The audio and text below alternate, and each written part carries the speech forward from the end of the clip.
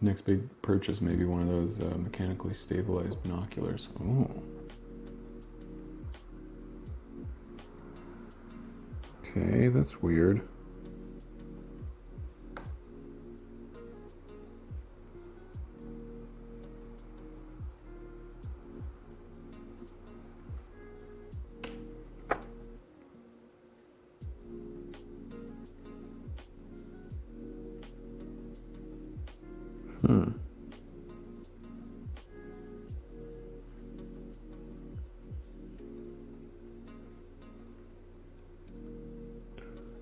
Not sure what's going on in there.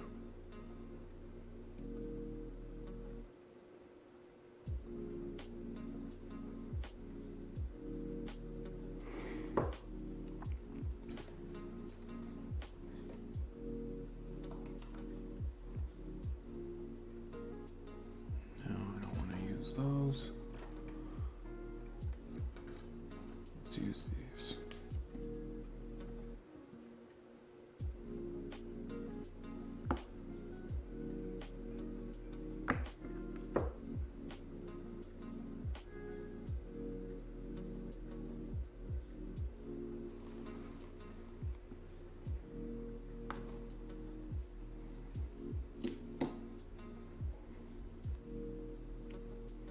Yeah, it's a flat back.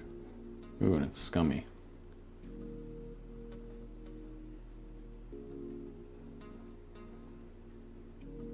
Kind of expected.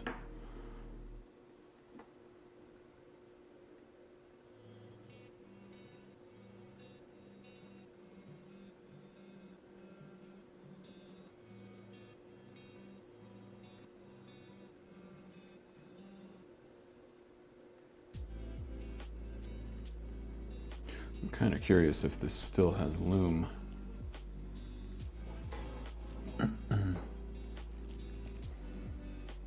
Do your worst. Oh no, now we have just 7.5 minutes. Yeah, CME incoming.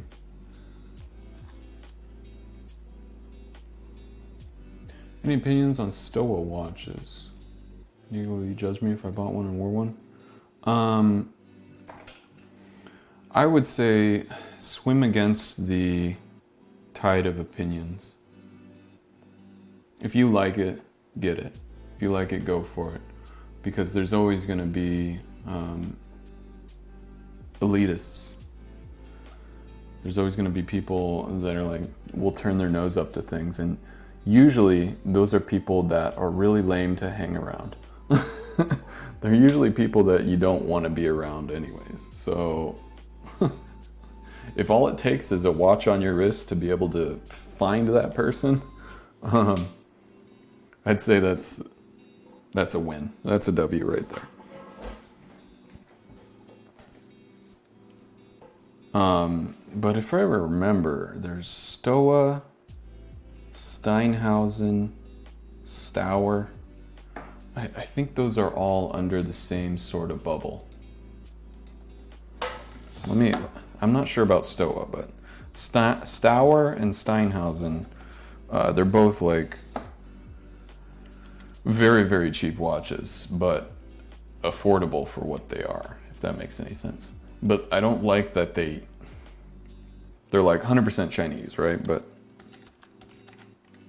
I'm not sure about Stowa watches. I don't want to just like throw that in there with them. No, I think I'm wrong. I think I am wrong here.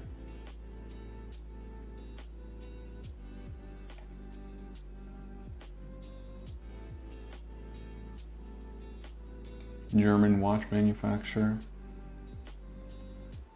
But that's the thing, it's like the name Stauer, Steinhausen. Okay, these are considerably more expensive than I was assuming.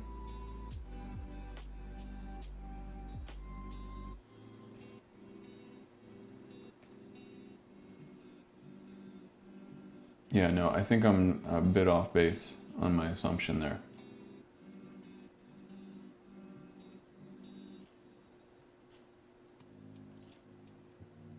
Doesn't Stowa also make firearms?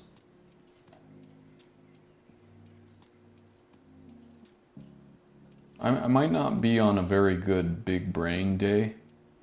I might be on a very confused brain day.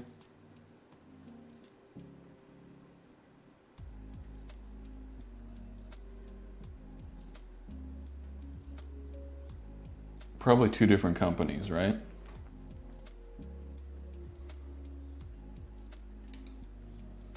Like maybe spelled the same.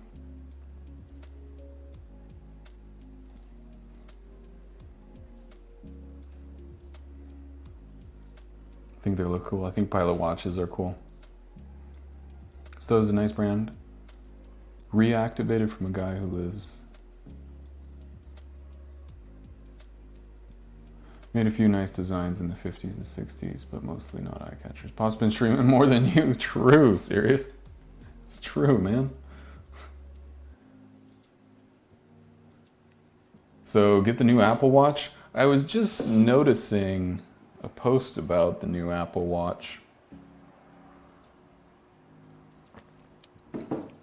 Apparently they're putting in a larger battery, but everything else is the same.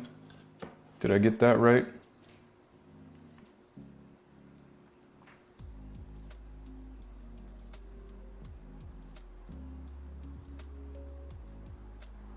It's called Jorg Shower. I'm sure I'm butchering that name. Bought the name Stoa some years ago.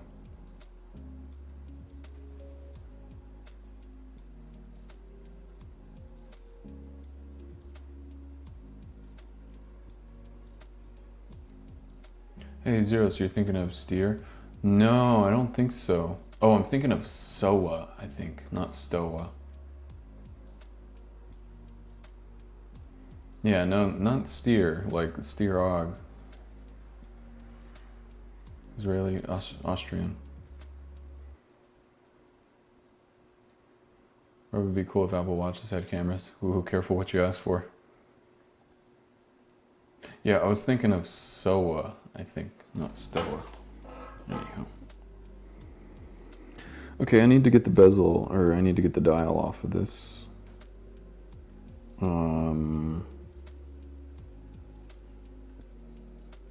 Yeah, but I might have to wait a couple of minutes in order for those hands to straighten out. I can pull the little one.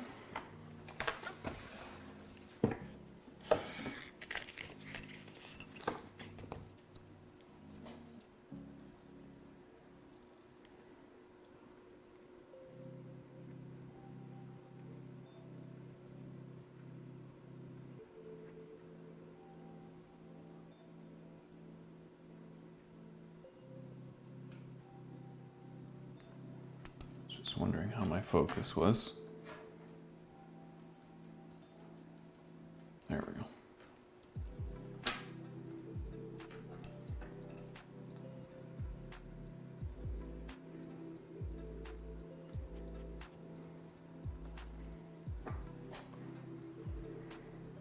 Yeah, I think if I dress the case up on this a little bit, change the crystal, I think it would look really nice.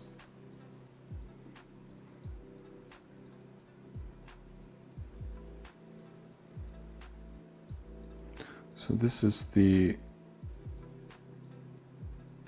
Atlantic Flug. I don't know a whole lot about Junkers either.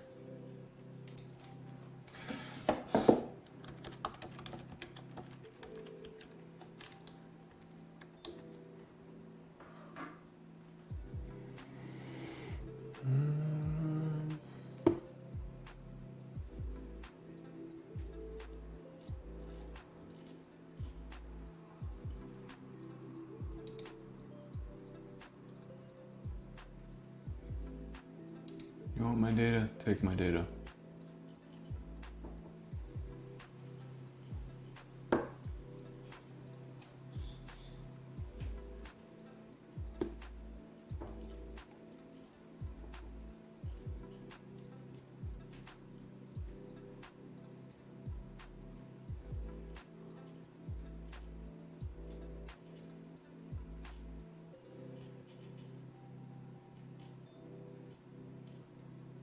That's kind of cool.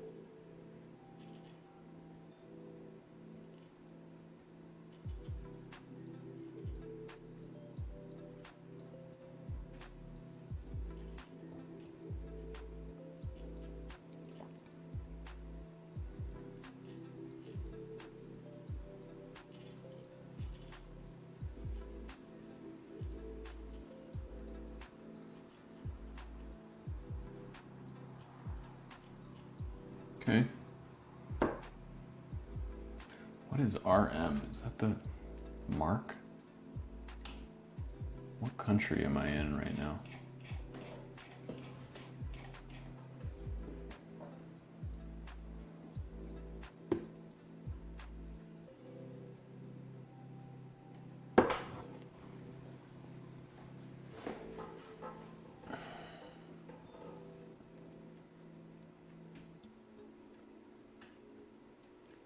It's interesting there aren't any South Korea watches.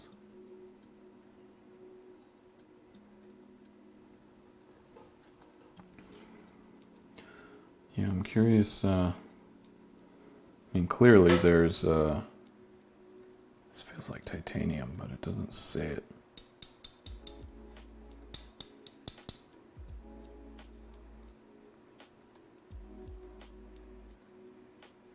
I mean, if you count Samsung.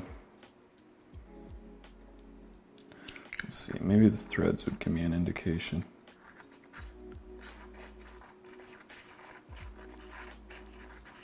The threads are slightly coarse. And that's usually an indication of titanium.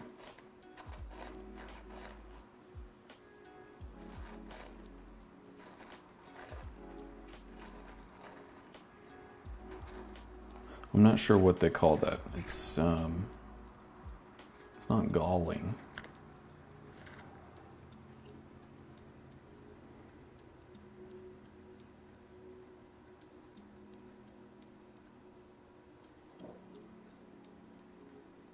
All right, I'm gonna pop this crystal out.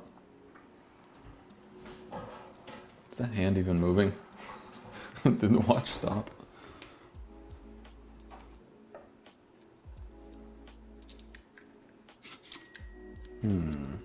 Welcome back. Hey, Bearded! Thank you for the sub. And thank you for the welcome. Although it's just for a couple of days here. And then I go back down south. And then I think the next time I come up, which might be a month, I'll probably be packing everything up here. And moving it down and moving it in to Shop 2.0. Hey, Jojo. How you been, Jojo? Okay. Here's our crystal. You know what would be pretty hype is if this flat crystal was the exact size we needed. But it's not.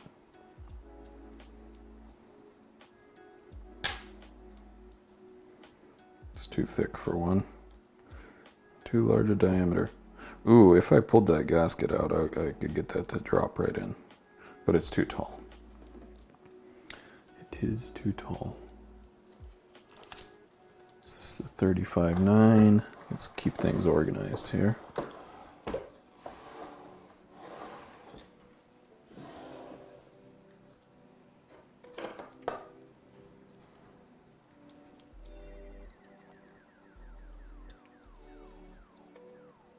It is the 35.9 by 2. 35 by 2. You know, now I kind of want to put a sapphire in this, but I also want to dress the case up. You know what I should do? Before I dress the case up, I should probably put that crystal back in. But before I do that,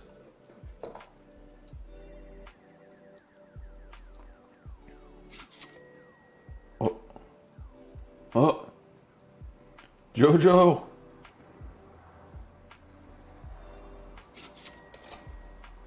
Jojo! Thank you, Jojo.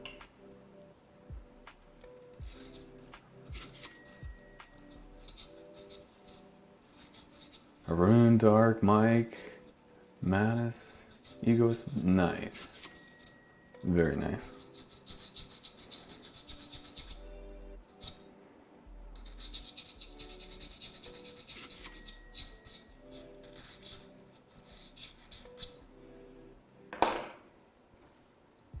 Jojo the Rebel, like old times.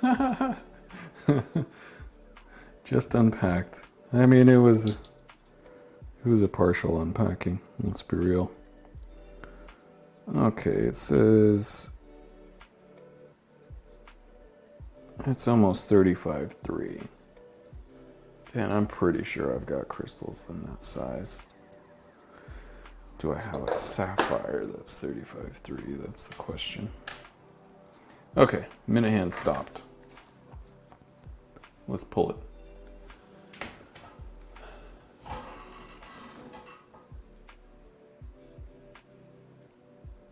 Because like there's South Korean cars, TVs, electronics. Meant like the equivalent of a Seiko. Oh, yeah. I see what you mean.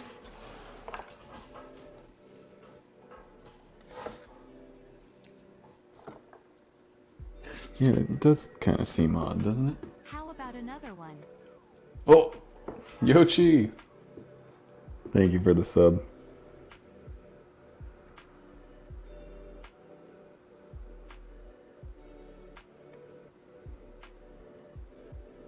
You know what? I'll just go from here and there. Yep. That's what we're doing.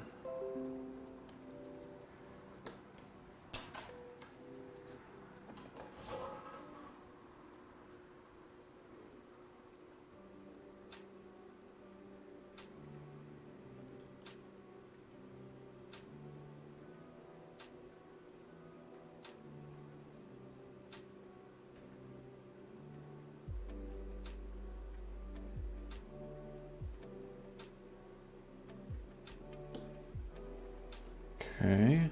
Looked like there was maybe some glue on there or something.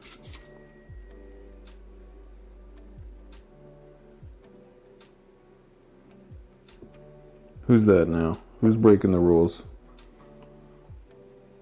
Skilled. Thank you for the sub.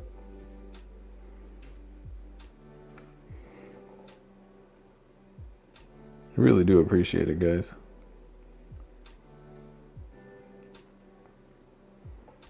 You're helping to keep the lights on.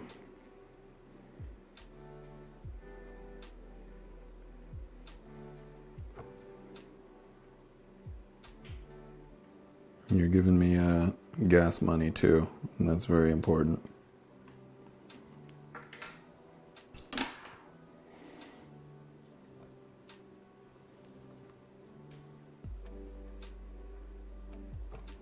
Found it at Stoa.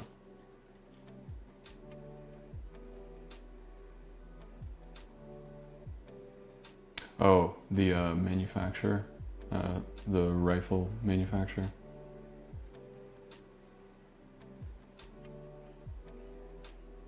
I think they're Japanese. Seems kind of strange though, right? A Japanese firearm manufacturer?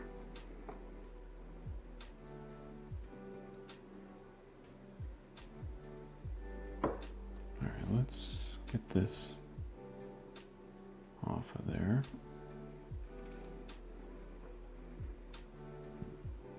And let's loosen up those dial screws.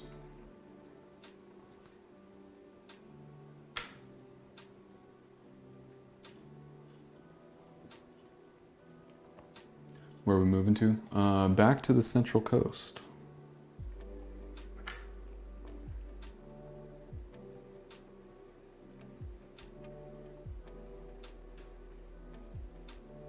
Okay, that dial screw was a little loose.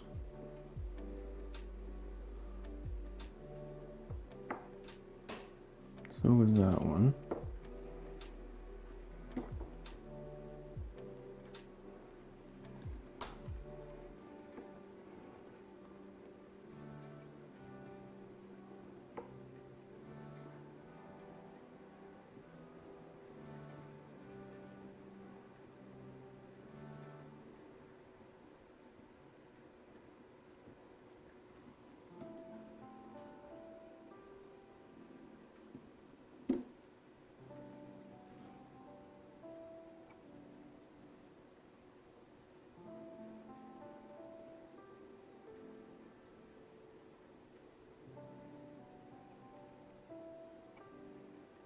So something broke.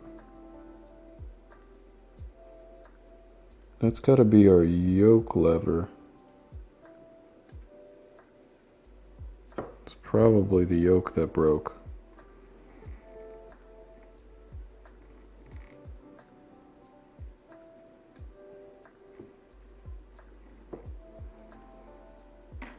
Which makes perfect sense as to why this is not setting.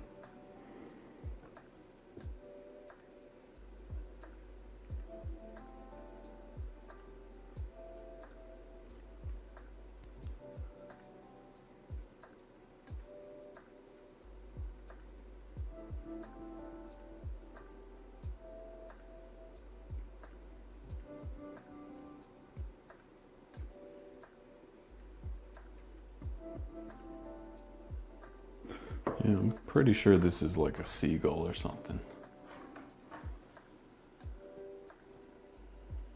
So you can see there's that spring that's out of place. What you don't see is the clutch wheel and this piece that was floating around.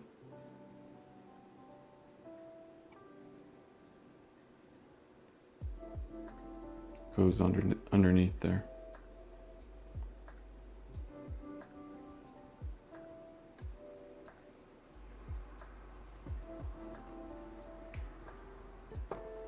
Just wondering if we have anything in the 6497 realm.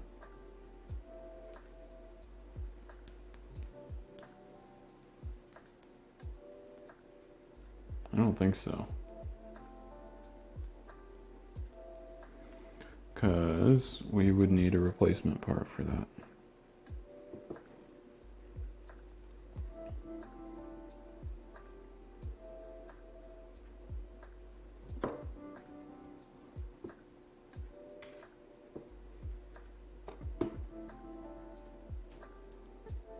Oh, Hype Train, thank you guys.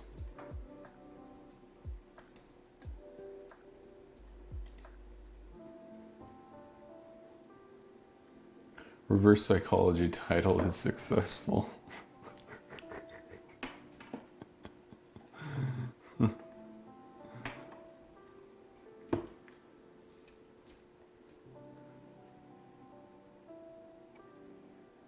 J-Bob, visiting Vegas in April? Did you say that driving over the Hoover Dam is no longer allowed? Yeah, ever since like, I want to say like shortly after 9/11. They started construction on the overpass, the bridge that goes over, where it's a very cool bridge, very nice bridge. I believe I'm sure you can still take tours down to the dam, and you can probably walk across. But yeah, you don't drive across it anymore. I think that's like all of the dams in the U.S. Or a majority of them, anyway. Let me re-up on some Joe here. I'll be right back.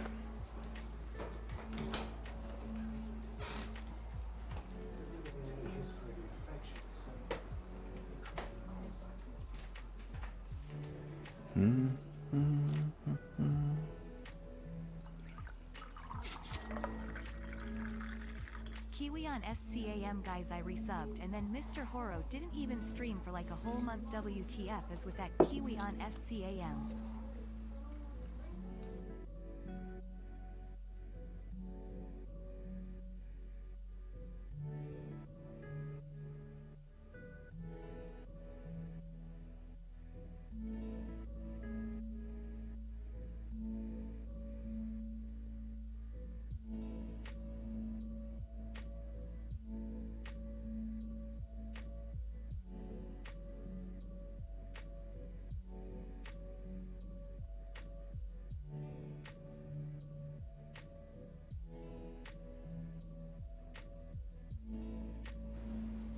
Nice little breeze.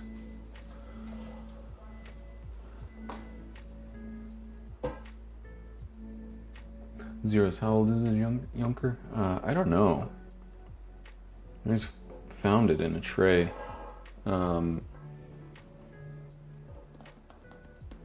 Yeah, I thought a friend of mine might like it.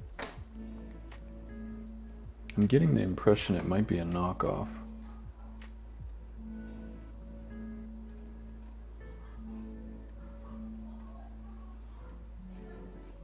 Which is okay because the friend is a youngster, so probably going to be pretty rough on it.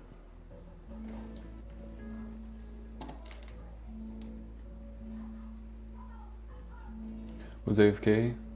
This isn't allowed anymore. Yeah, driving across the Hoover Dam. Yeah, you can't do that anymore. Proxy! Thank you for the sub! Resubbed and Horo didn't even stream for like a whole month. What is that scam? Oh no.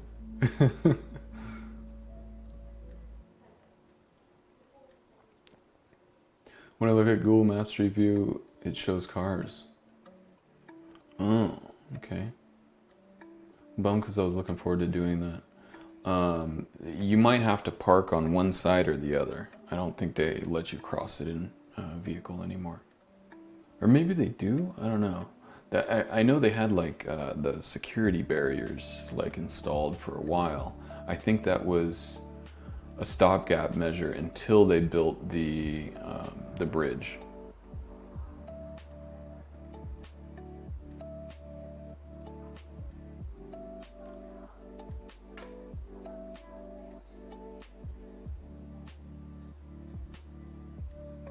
Russian watch? Well, it says German.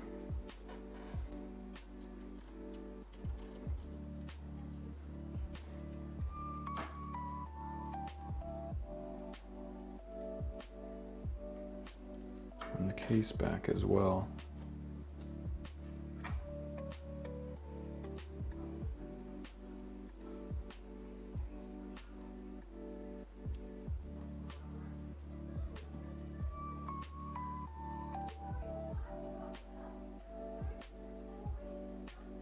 I don't know, maybe it is legit. I just don't know enough about the company or the brand or anything. It's just I'm pretty sure this movement is Chinese. Ouch.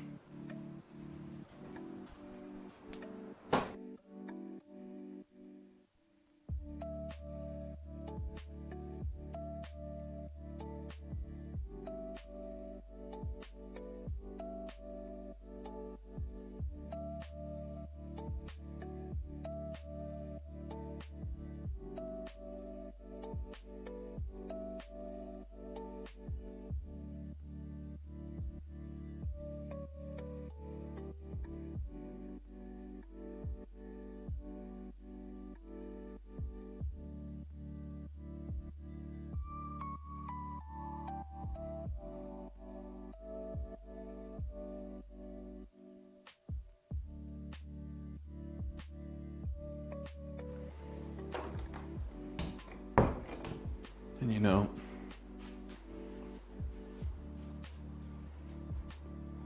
I'm kind of tempted to like maybe transplant it.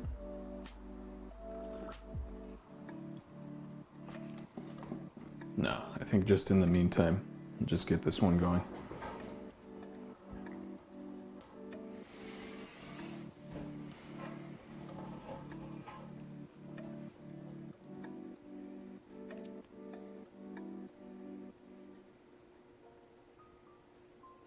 Is it old enough to have the toxic glow in the dark stuff? No, it's not like a legit old pilot's watch. Generally speaking, anytime you see an exhibition back like this, they're not that old.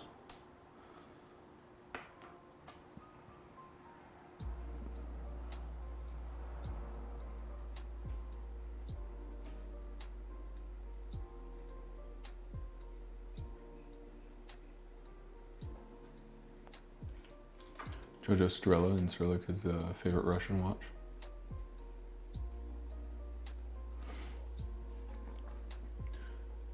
Junkers Watch Company, founded in 1988 near Munich. It's pretty recent, huh? So no radium or tritium. It's really it's hard to read. Letters don't correspond to how they sound, depending on who's doing the reading. So what I will do is put this aside for now, and we'll get into the Bell & Ross.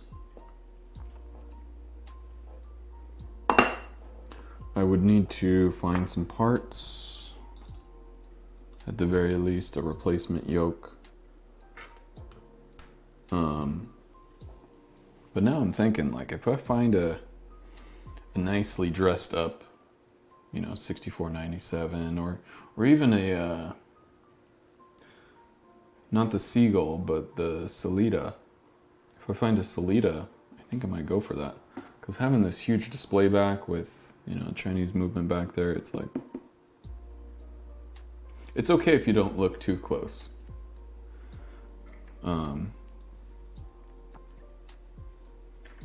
But I might feel conflicted on giving a, well, it's kind of like a first mechanical watch sort of situation.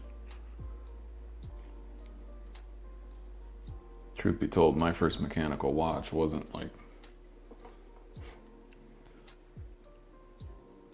expensive or a showstopper. It was just a standard old Seiko.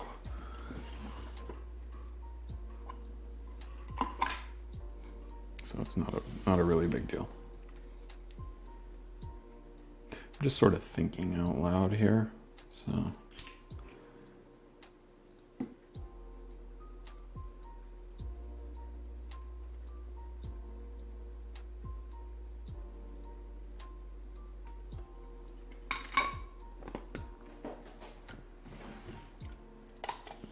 okay, let's get out the bell. Let's take a look at this band that they sent. Oh boy, more tools.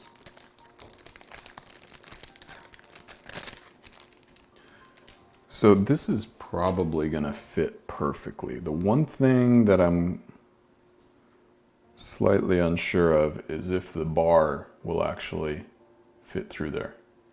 That might be too small a diameter. But speaking of knockoffs, for a knockoff band, it's not bad for 30 bucks. Sure, you might have to remove some extra molding, but it actually feels good. It feels nice. It feels flexible and it feels soft. It feels more of like a silicone than it does a rubber, but it's like, doesn't feel rubber, doesn't feel silicone. It's like that kind of a hybrid. Here's the thing, I might not install this on the Bell & Ross. I might just include it in the sale, and I might just put a nice leather band on there or a NATO strap. Let's get into it.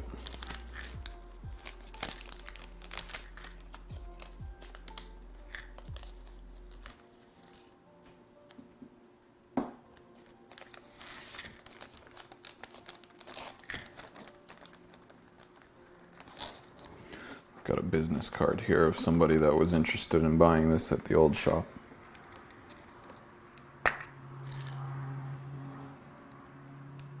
It would fit. Like it's not a spring bar issue. It's a Allen key. But the tool that they include isn't an Allen wrench. And this thing is trash.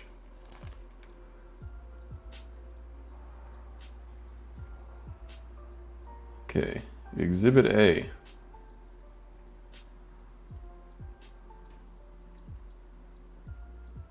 So it's a little bent. So what, Horo? Exhibit B.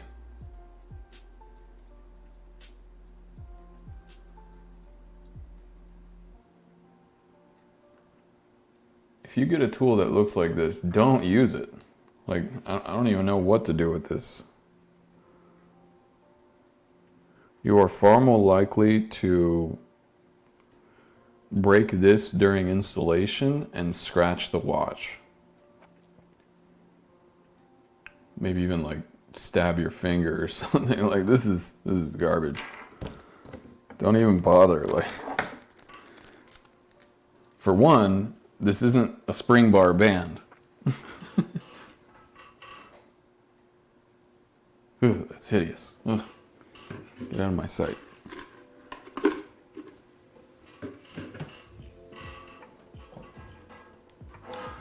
Okay.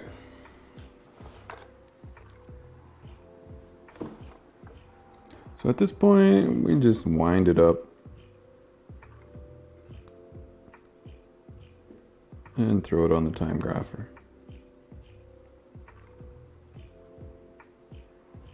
This is a BR1-92. There are so many different styles and models of Bell & Ross out there, but I think this was like the first one.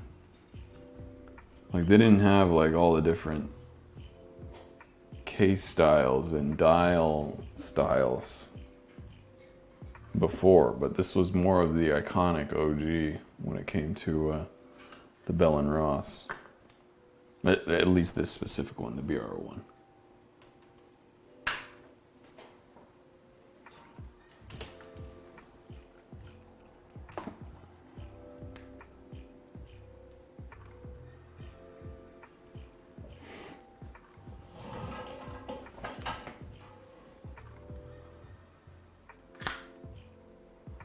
First mechanical watch was a Vostok.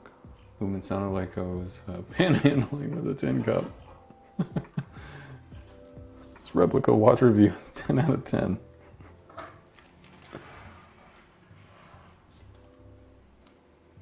Yo, Akabiri. Recommend a cheap, itchy burlap strap for your satchel, or what are we talking about? Hang on, what am I doing here? I'm just moving the mouse cursor around my desktop, not even knowing where I'm going. Okay, let's go. Boom.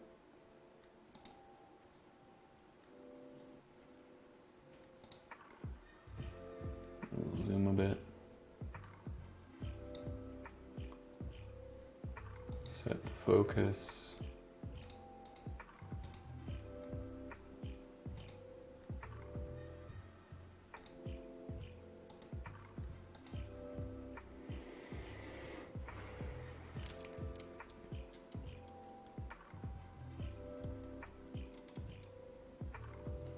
Let's just see where we're at.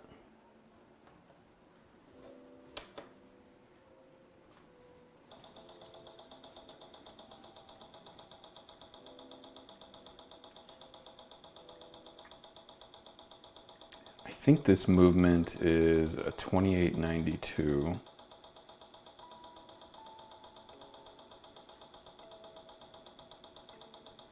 So where would that put our lift angle at?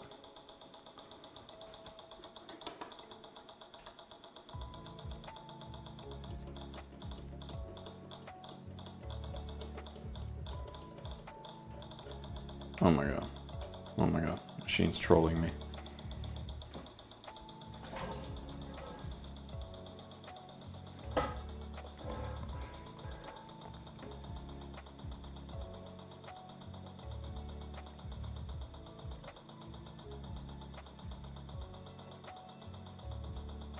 Make them want the more expensive option.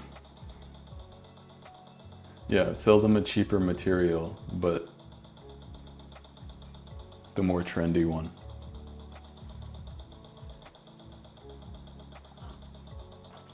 That way you can charge the trendy price.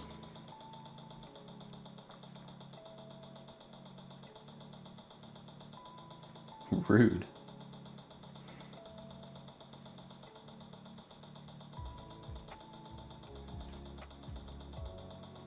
Meant for a dashboard. The watch. Yeah. Strap for the watch you're working on. Burlap. I don't want to open that right now.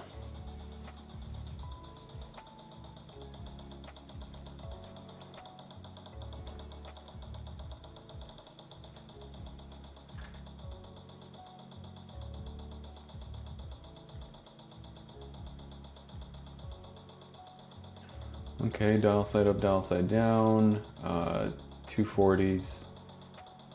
Peaking at 250, I think. Ooh. Seems to like this position a little bit more.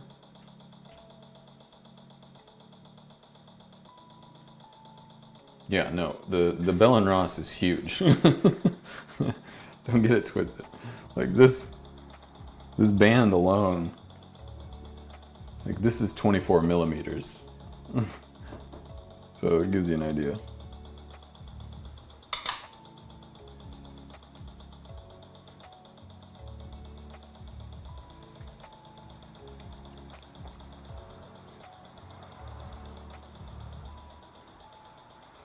But I'll tell you what, on a bigger person, like, these look fantastic.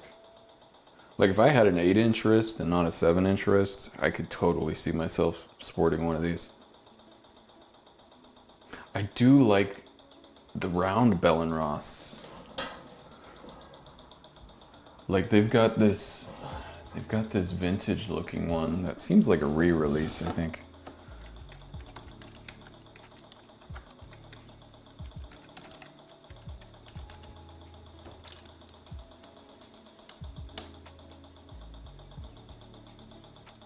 Okay, dude, I don't want to enter your whatever.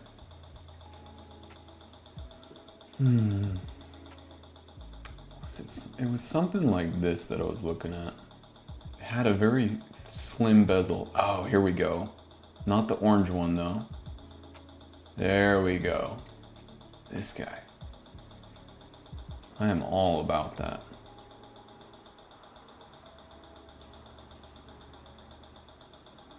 I think they did like a brown one like this. Now, if those pushers actually screw down, which they look like they do, even more.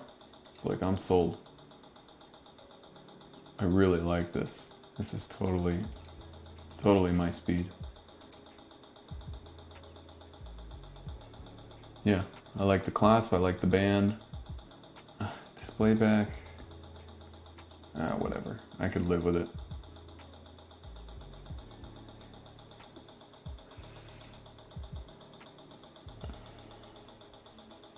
Is that Captain America? Oh no.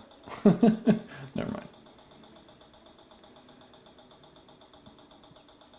Yeah, like even that one, I really like that slim bezel.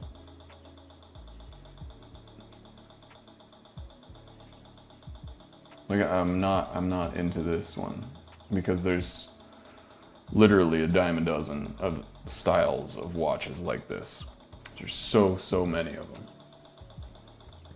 But oof. That blue even? Blue and gold? Not my speed, but wow, that's attractive.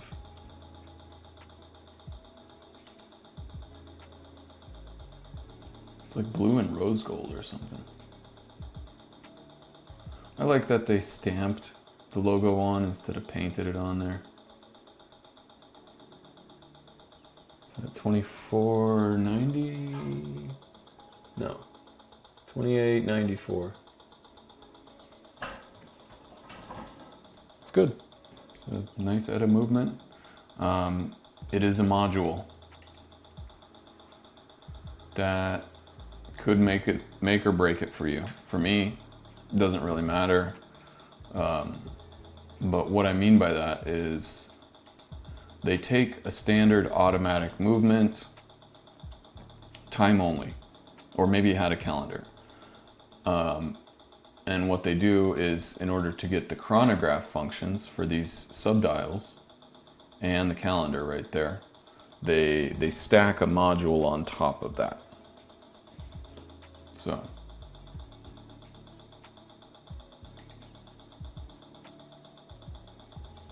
Sometimes they're serviceable, sometimes not. Sometimes, you know, what they do is they replace it.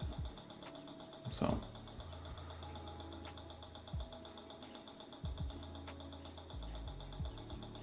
Still not really seeing the one that I was just like, whoa, I like that. But it was pretty much like this black one. Black on black. Or not black case. Where'd it go? This guy. I'm into that. How thick is the case? 41, okay. That's totally fine.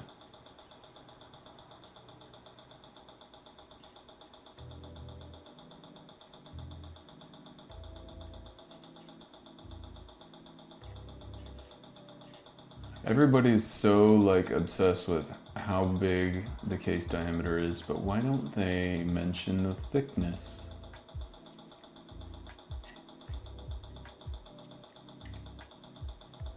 It really doesn't look that thick. Like that might be 12 millimeter. It doesn't seem like a chunk.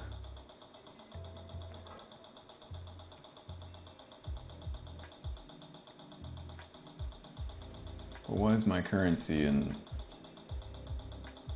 What is RM? Is it Deutschmark or something? Rand mark? I don't know.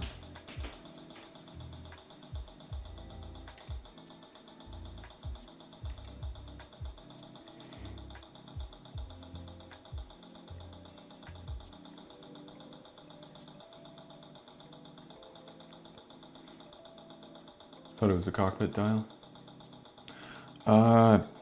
Yeah, it's very much like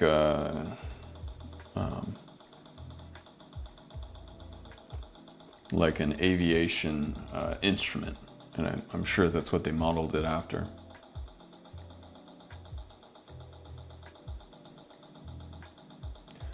You can have a 7-incher, but just be a bigger guy, and it'll be fine.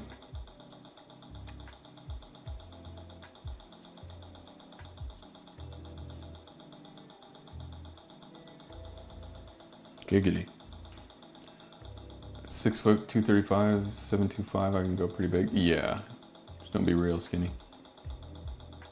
Easy for you to say. I try to gain weight and I'll have to eat like 4,000 calories a day. One of the early BNR that Zin helped him with. Oh, I'm not sure. It is an early BNR. But I wasn't sure about that collaboration.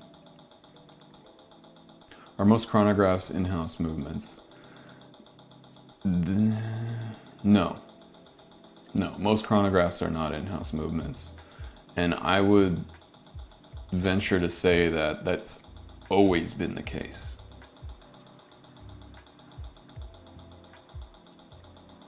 And you're thinking like, maybe like, well, what about, you know, you go back 60 years and it's like almost all chronographs were not in-house movements. They were either like Venus, Landron, Lamania, Zenith, like Valjean.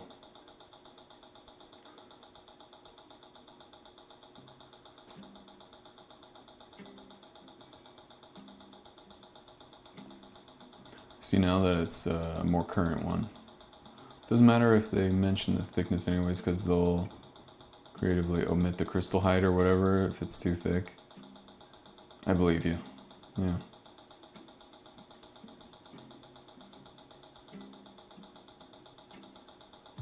Turner, Malaysian ringgit. Oh. Bell and Ross work with Zin. Zin started making aviation. Oh, okay. Cool.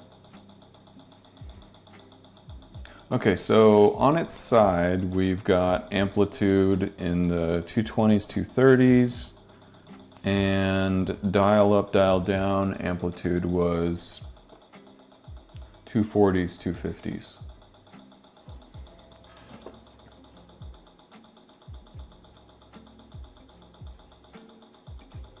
You can gain that weight. I believe in you. I'm not asking for a lot. Just 10 pounds. Please. Maintaining 170 for me is difficult. It's like I can lose 5 pounds in like a few days if I don't eat like a demon. It's kind of cuckoo. Going from 160 to 170 is all I ask.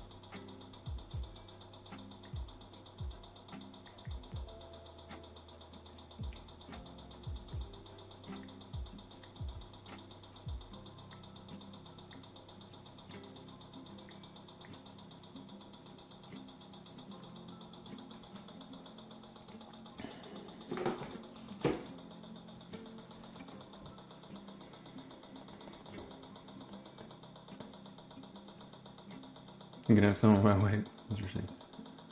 Universal, Geneva, and Movado are in-house. Yeah. Rolex, Omega.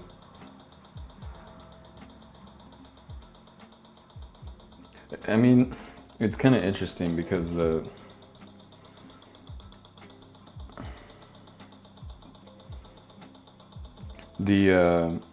321 Omega, the hand wound moon watch chronograph movement that everybody harps on, you know, sure, it's labeled as a 321 Omega or an 861 Omega, 1861 Omega, 1864 Omega, but its design comes from, was it the Valjo? No, its design comes from, I think it was the Lamania. Yeah, I think it was the Lamania. So, sure, 321 in-house, yeah. But was it their design? No.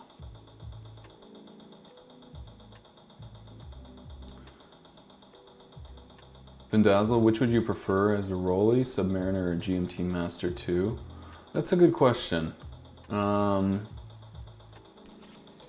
That's a good question. Personally, for me, I'm not going to be diving with very expensive watches.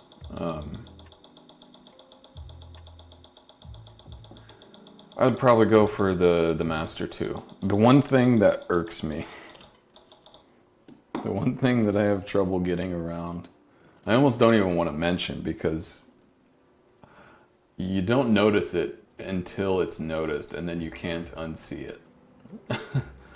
So it's kind of standard for GMT watches anyways.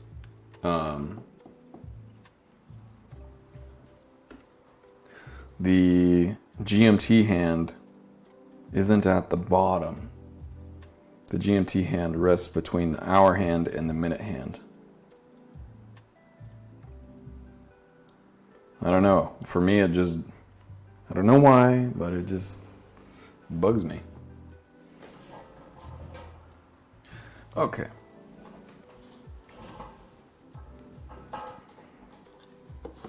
Let's get this crown out. Let's get the movement out.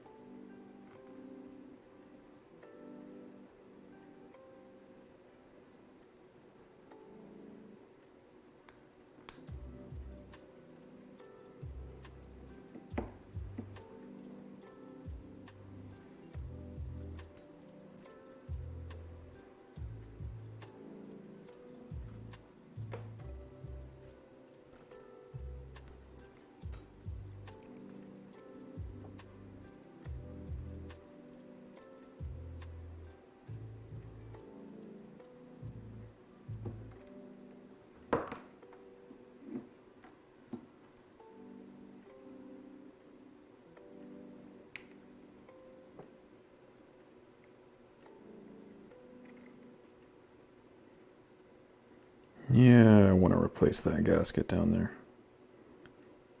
Certainly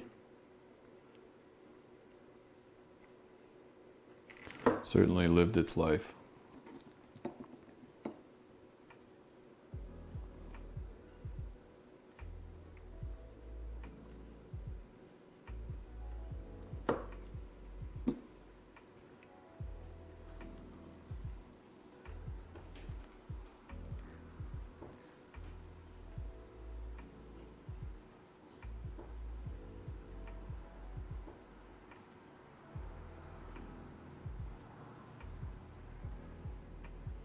Scale Lemania CH27. 7750 is and everything. But modules are also becoming much more. Hey, wait a second. That's secondhand. Wonder if the.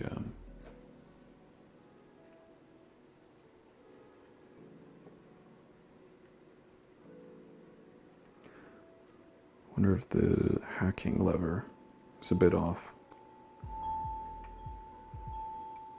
One moment.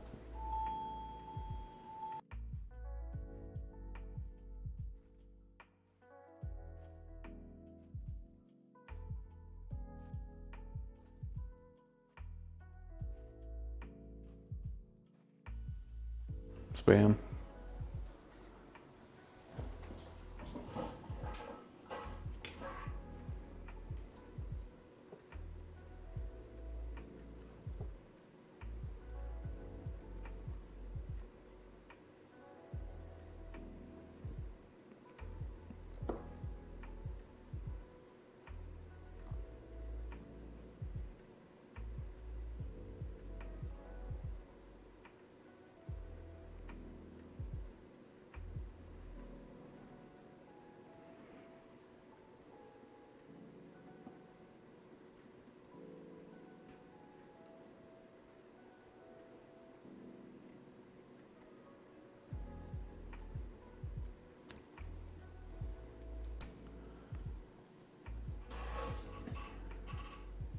Like the GMT2 plus I get in my watch is wet anyways.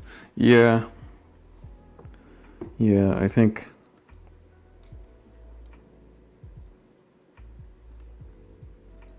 I don't know. I think more of the point was that tool watches. I don't know. Maybe I'm just being too nitpicky.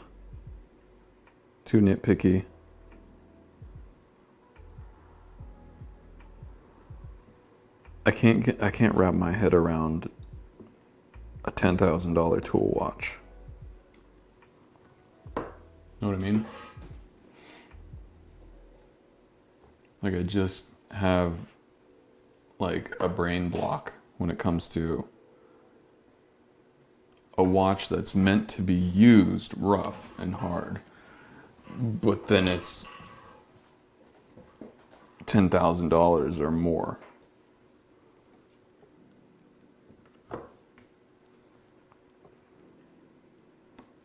It's like, I don't get it. I don't understand the whole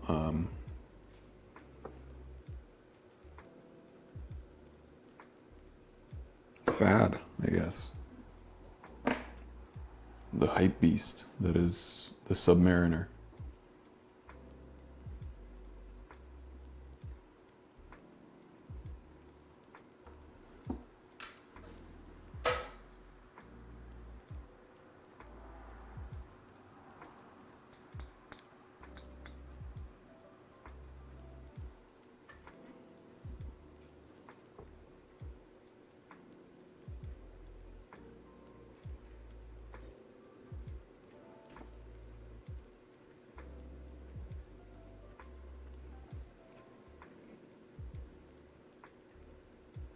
I guess I have to pull the hands right here.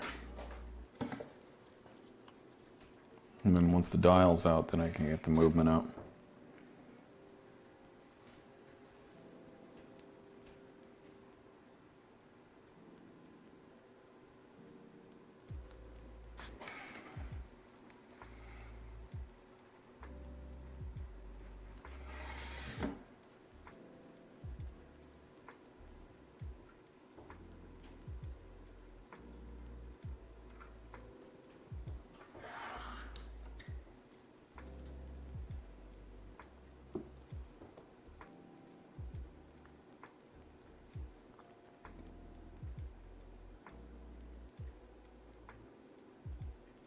Hey, Jay from Belgium. Welcome. Isn't the Rolex Milgauss shockproof? Yeah, just about any modern watch is going to be shockproof. Where the Milgauss stands out is in its resistance to magnetism.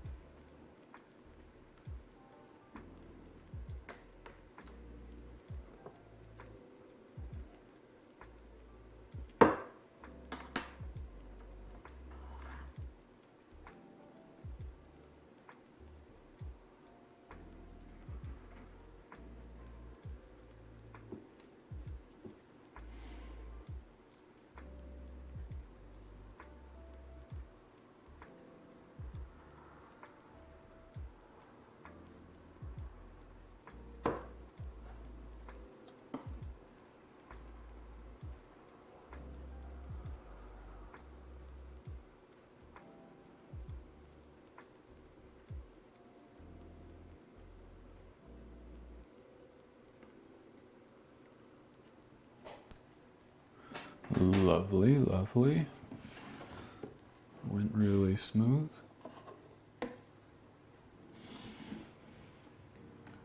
Do you have a smartwatch? But I'm sad they exist, like having different watches for different occasions. No, smartwatch does it all. Well, I would say yes and no.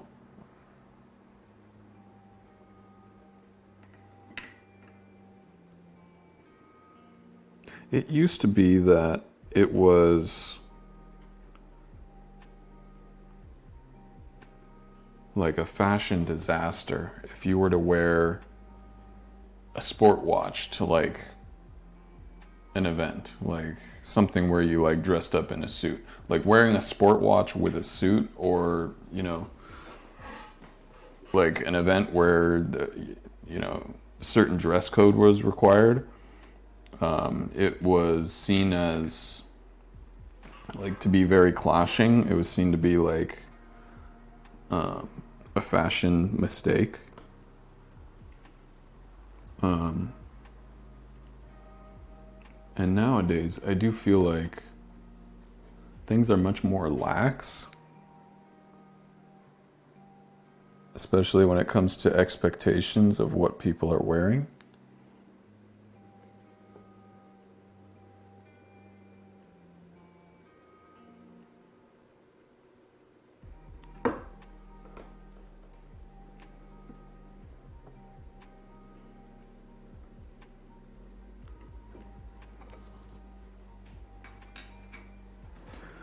Where was I going with this? I don't know. I think I was just imagining people wearing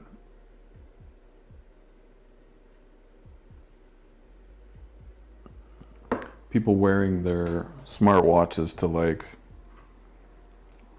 I don't know, some event or something. But nowadays, people they don't really have a doorman that's just like, there to judge you, to see if you're acceptable for entrance.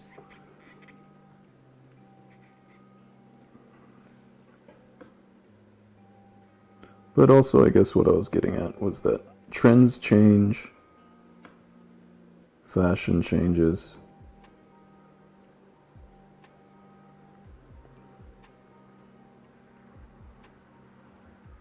And it isn't static, you know? It's like ebbs and flows, waxes and wanes.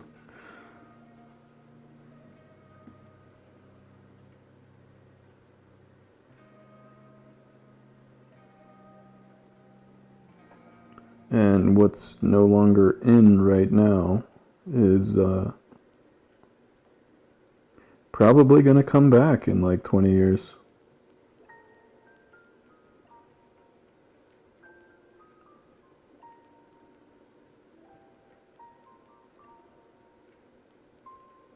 But I do understand the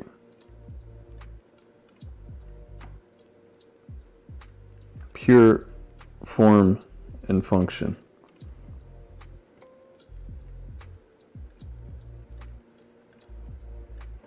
If we're talking just function, yeah. A smartwatch does a whole lot more than just your time-only wristwatch.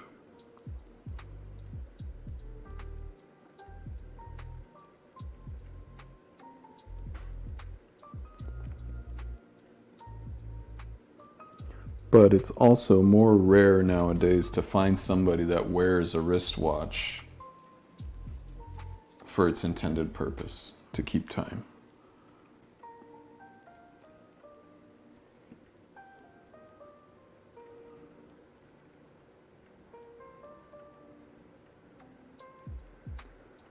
It used to be a necessity, and now it's an accessory.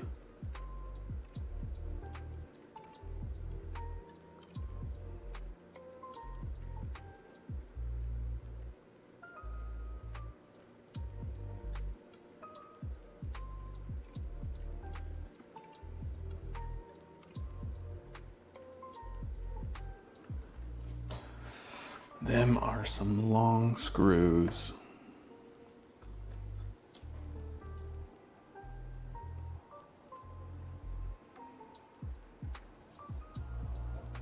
Rolex Presidents with Roman numeral dial and crocodile band. Ooh.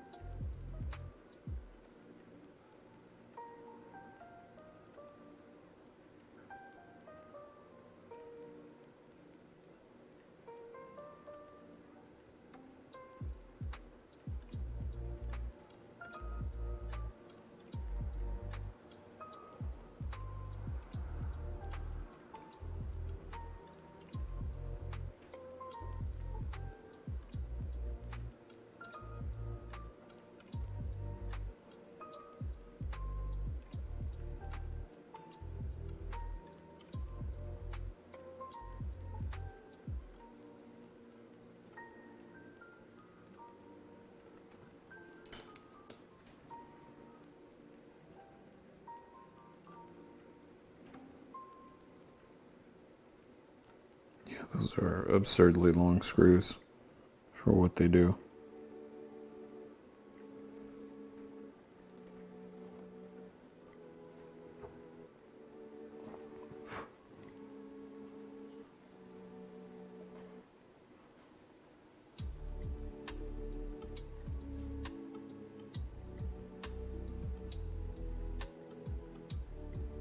I was talking about smartwatches doing it all. Yeah. You're about to say kids these days. Just a tiny 49 mil. One of Rolex Daytona market is insane for it right now. Settled with a Speedy Moonwatch, 1861. I had one of those for a bit. Or did I have the 1864? I think I had the 1864. It was a sapphire sandwich.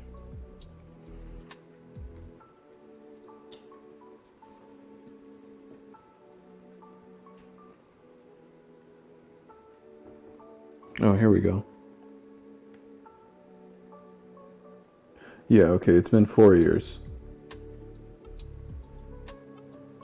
2018. Yeah, I want to do this, definitely. I've got the crystal for it. I need to replace the crown gasket. And I need to replace the bezel gasket. So, while it's out, we're servicing it. I also want to take a scratch brush to places like this, like that. And then also, once everything is ready to be put back in, I'll probably put a very thin bead of silicone all the way around the outside edge here. And the reason for that is to prevent this corrosion, these pockets here.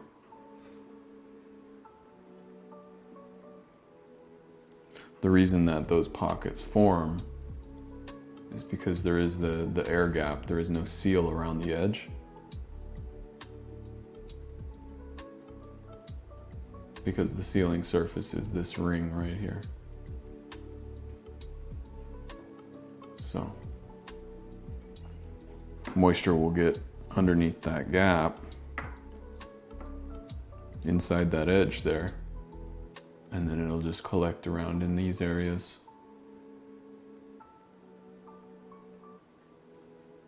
Or two, hey, what kind of work needs to be done to this? I'm servicing the movement, but also just seeing what else needs to be done. So we're going to disassemble the movement right now and clean it. Tomorrow we will reassemble it, lubricate it, time it, and button it all up.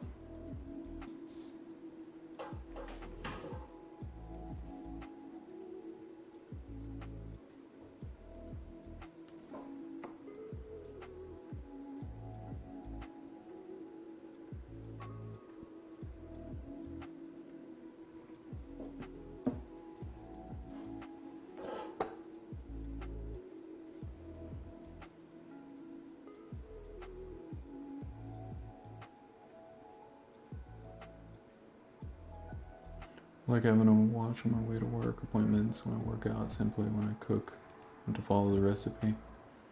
Yeah, it's insanely handy, right? Having a smart watch for all that.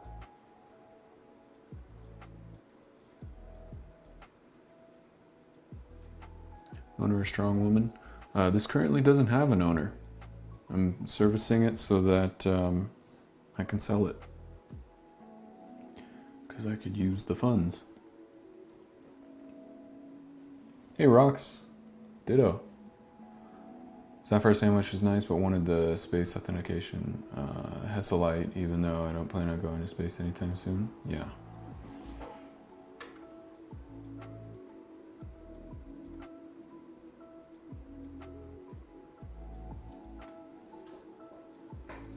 Yeah, no, that would be my preference as well. But I just had a deal come up where it was like, I should be going for this.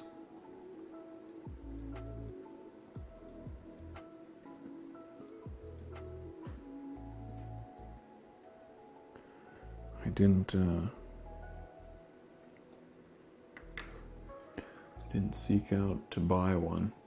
It just sort of fell in my lap.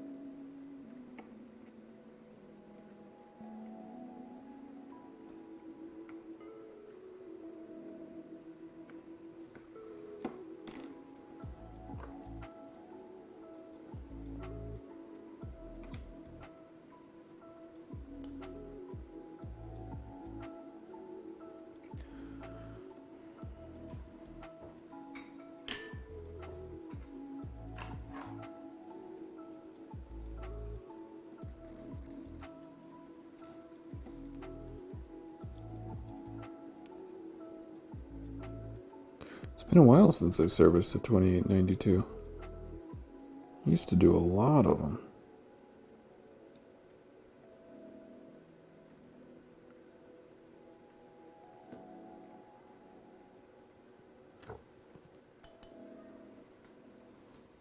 I think it's a 2892, isn't it? Yeah.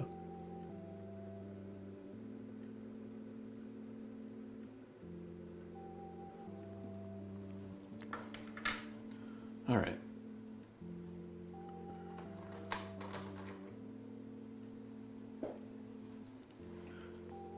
Or two, what's the most expensive watch you ever worked on? It was a Daytona 6263.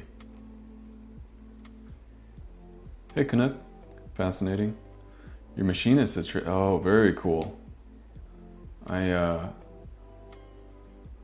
definitely have a unfulfilled passion for machining.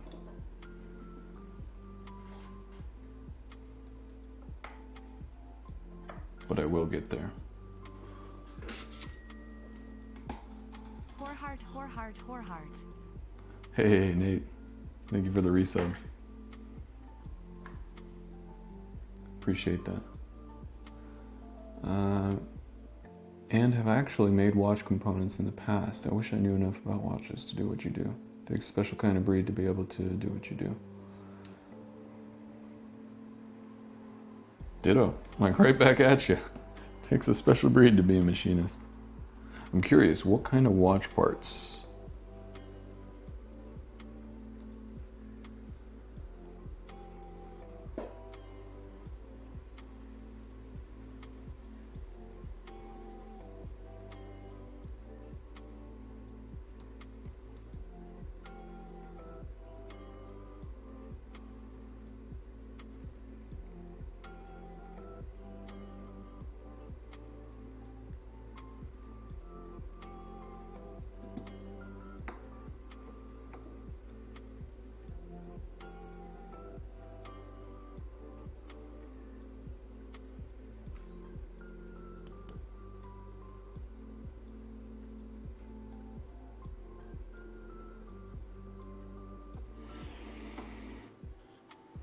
Okay, I think we'll get the rotor off and then go back to the dial side and take everything off on the dial side.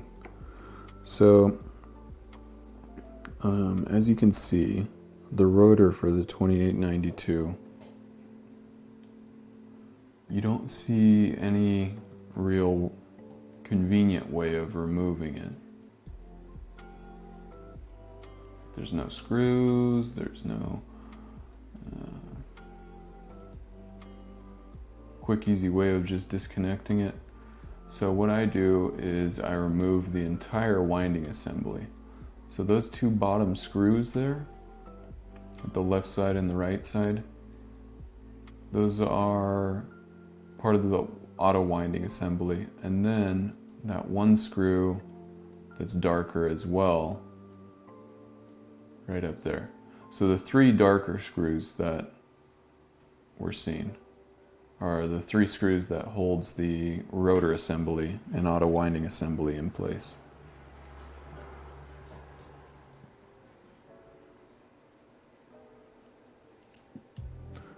Been new to watches, I find gyro tourbillon watches fascinating. Yeah, me too.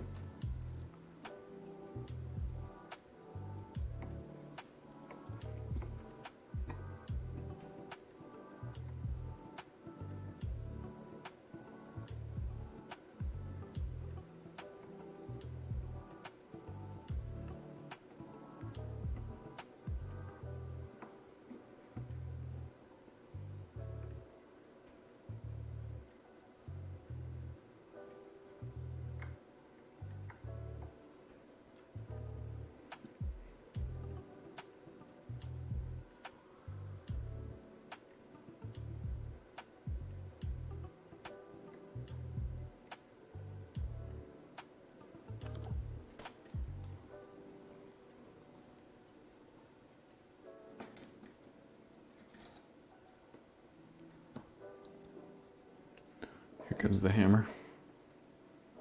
What do you mean? Can't get this rotor off. Time to beat it.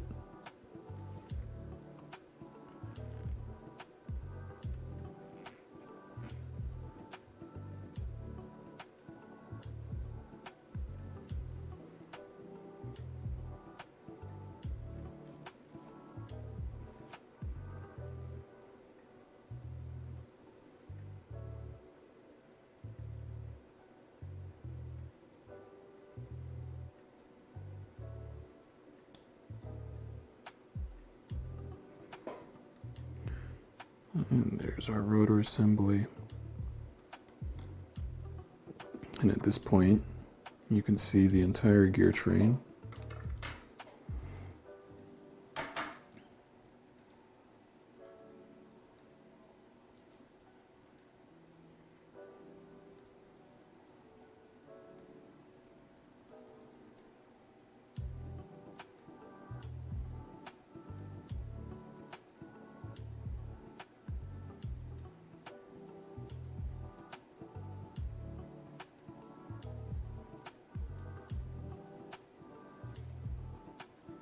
All right, let's go back dial side.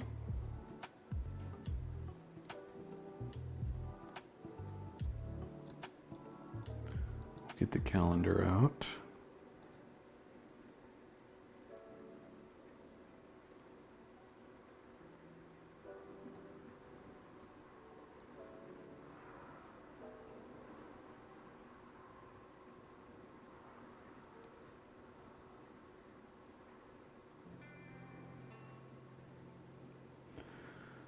Oh, here's our stop lever. Was probably a little out of place. I should have double checked on that one. But that's supposed to come out like that. The rotor assembly itself helps to hold it in place. And it's that screw that's over here is that kind of that part of that bridge is what holds it down.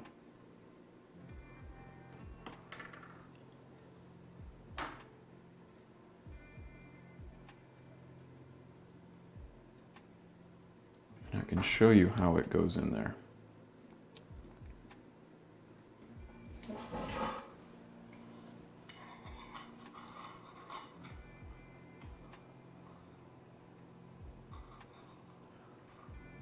Normally you would probably put it into place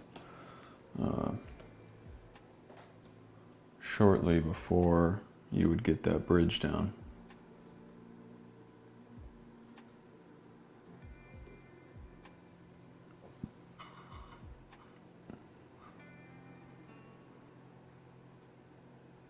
I have it backwards.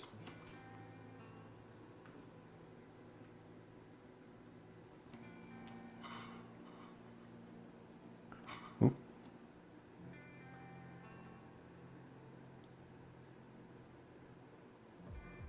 So yeah, it would go right about, let's see if I can get that underneath the wheel there.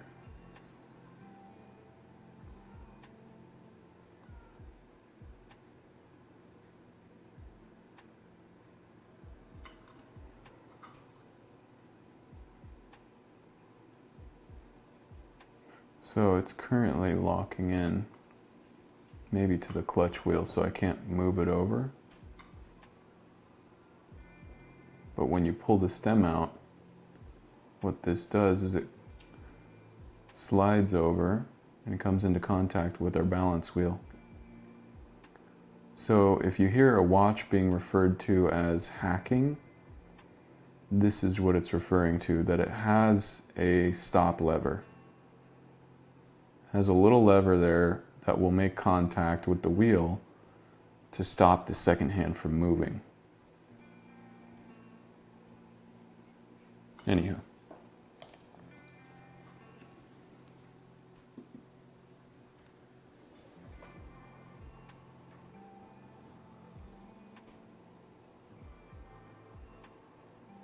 Ooh, this camera's a little toasty, but so am I.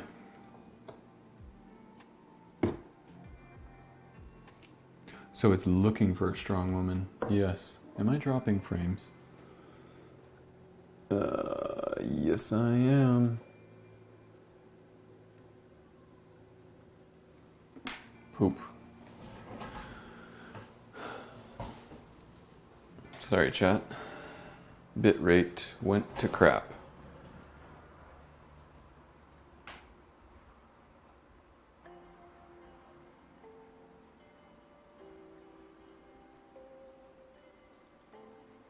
How are we doing? It's still in the red.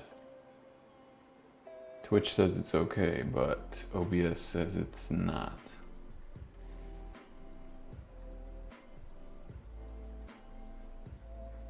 Yeah, we're just dropping some frames, as we do. All right. I think I'm gonna give it a second here.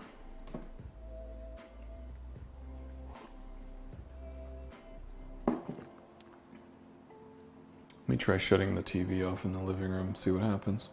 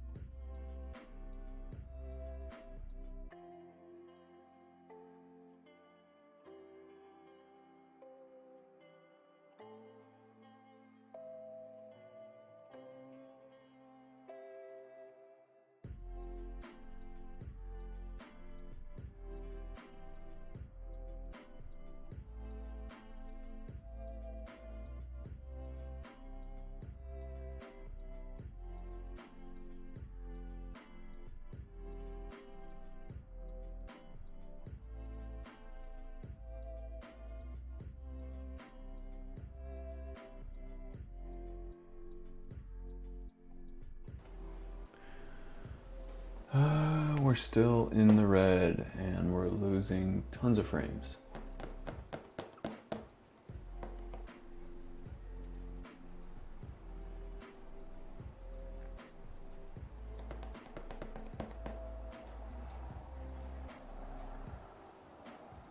Oh, Rox, is that unique to this watch or is that stop common? It's common, yeah. Icy says it's looking for a strong woman.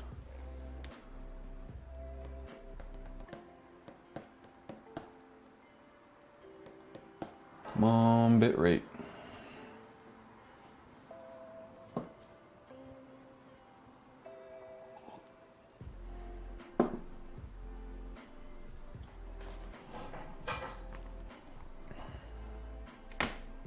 You know what I should do? I should rotate that.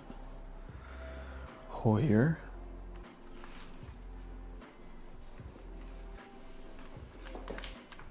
There we go.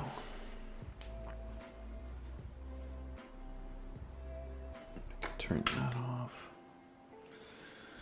Oh.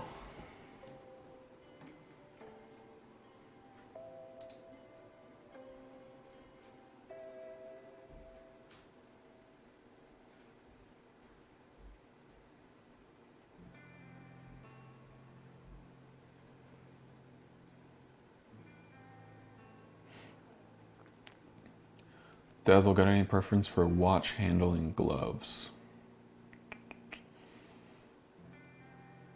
No. No, I do not. Stream's still been good on your end?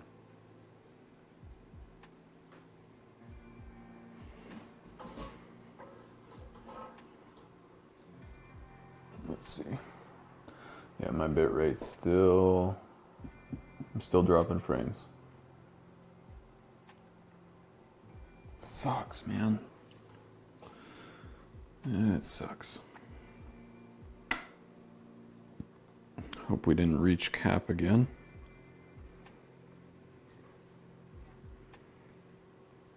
Last time we did, we couldn't stream.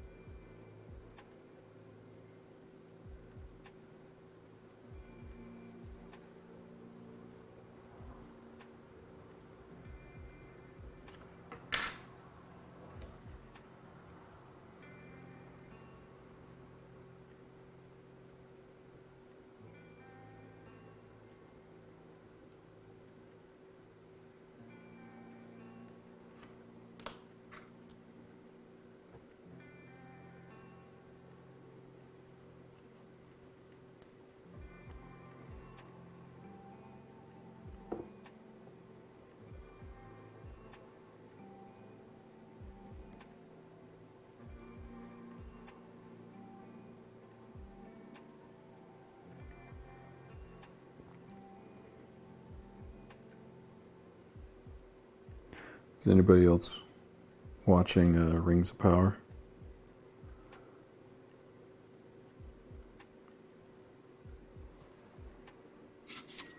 Been pretty stoked for it. Hey, BM. Thank you for the sub.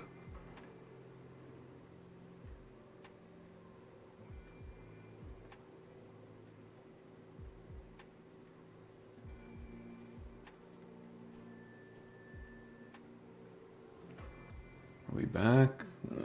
Not really.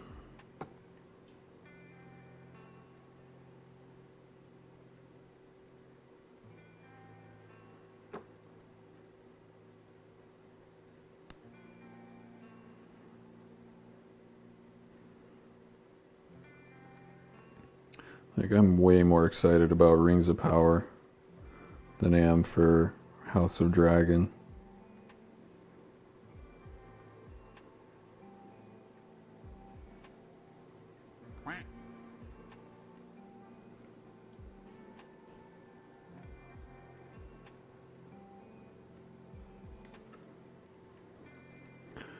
Here's our auto winding assembly. Let's see if I can show that a little bit without dumping everything.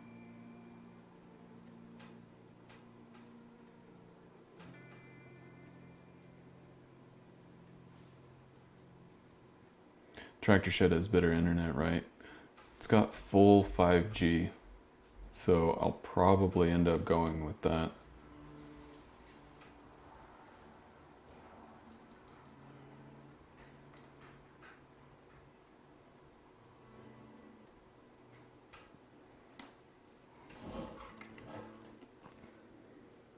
But I suppose I'm slightly concerned about psychic space lasers.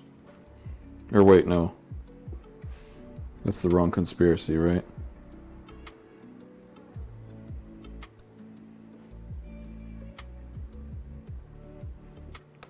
Yeah, I've kept myself corona free because I've been avoiding the 5G, of course.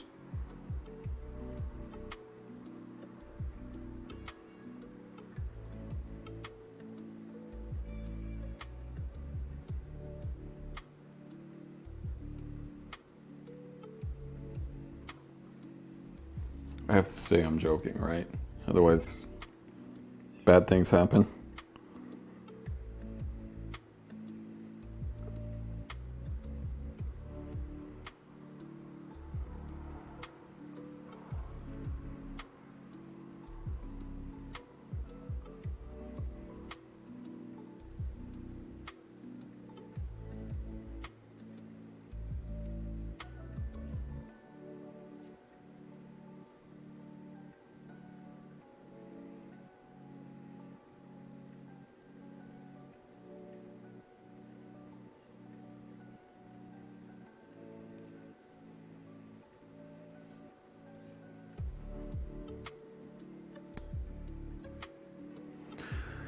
Okay, let's get our rotor off. I suppose I could have done that earlier.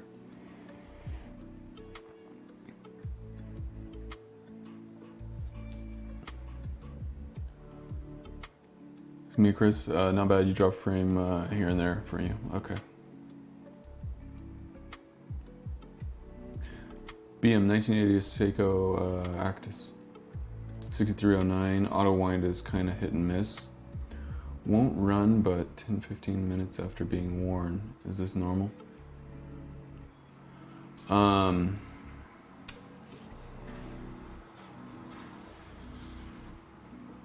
guessing that you try shaking it before you put it on.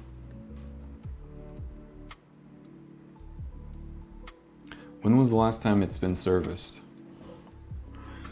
It's possible that it's due. It's possible that part of the auto winding assembly is worn out.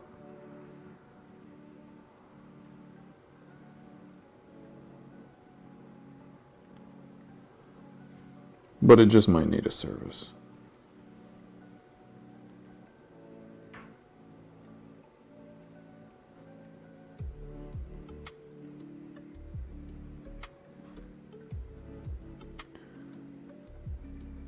Could be that the mainspring is a little tired or gummy,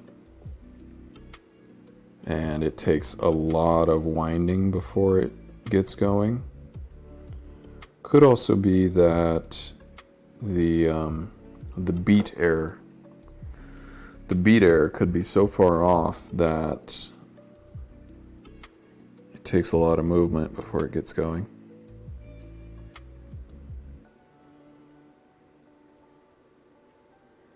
Could be all of the above.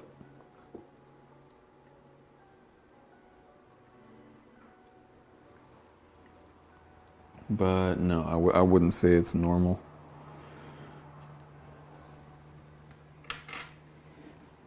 I'd say a few seconds of doing this, and it should at least show some activity with the second hand. And then a good 20 seconds of shaking it around like that. It should somewhat be wearable at that point. It really depends on your level of activity.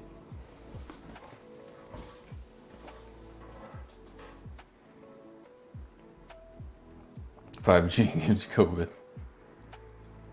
Sadly, I think you do.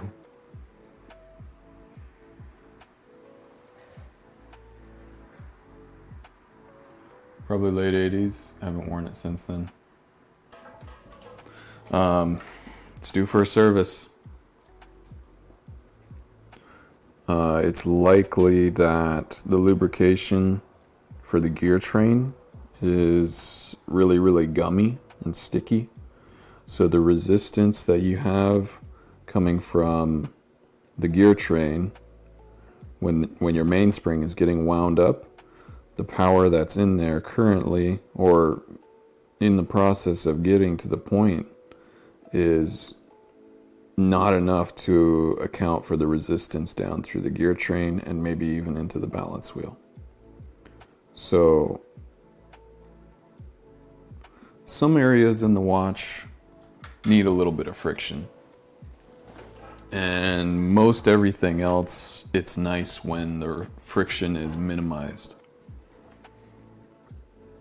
It runs more efficient when the friction is minimized in certain scenarios.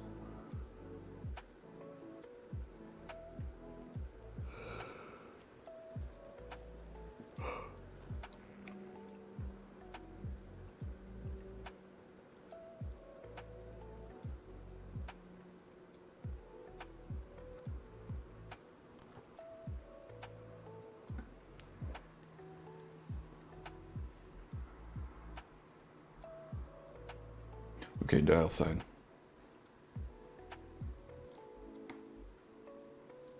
Got a little carried away there, but that's okay. Stuff that needed to be done anyways.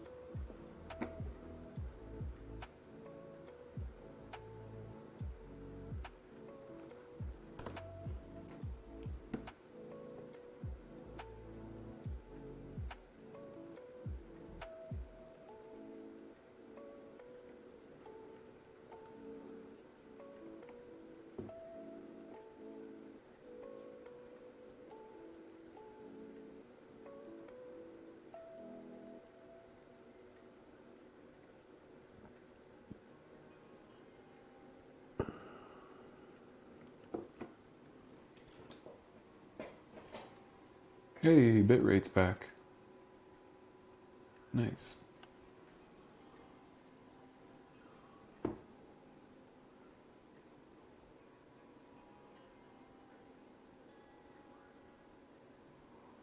Kind of sounds like a bearing grinding when I shake it. Ooh.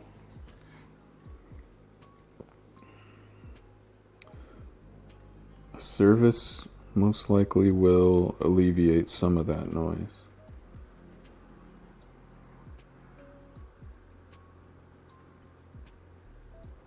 Cool watch though, and a good movement. 6309. Oh. I hear the little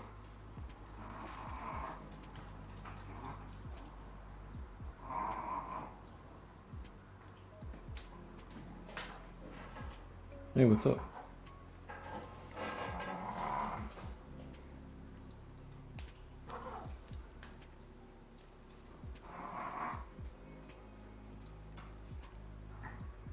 She's a little inbred, aren't you? You got some soft palate damage.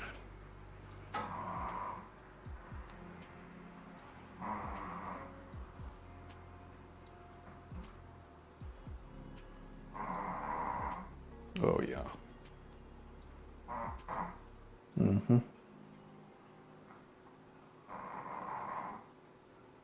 She's too dang cute though.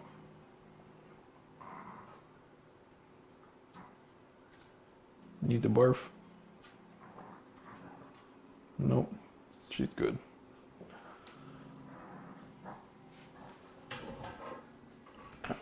She snorts a lot. People think she's like growling at them. I'm like, no, she's just a little snorty.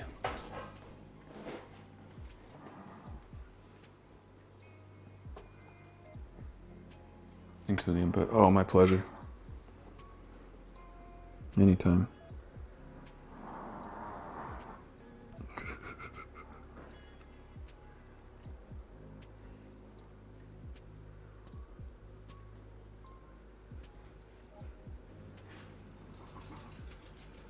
Oh, and there she goes.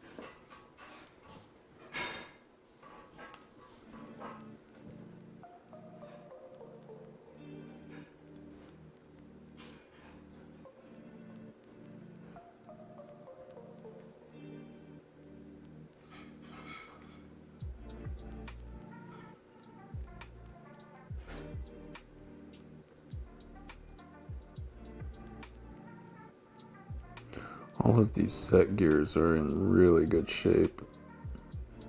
The bushings for them are pristine.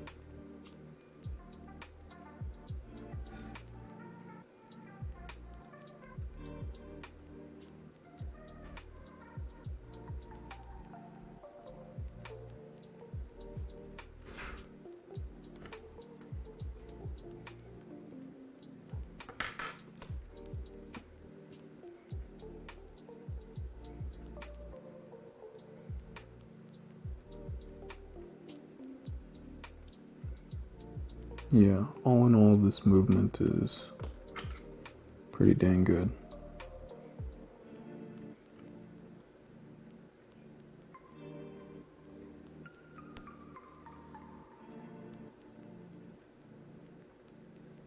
And boy, whoever serviced it last really just put the right amount of lube everywhere.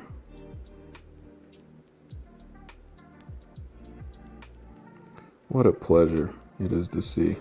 Good work.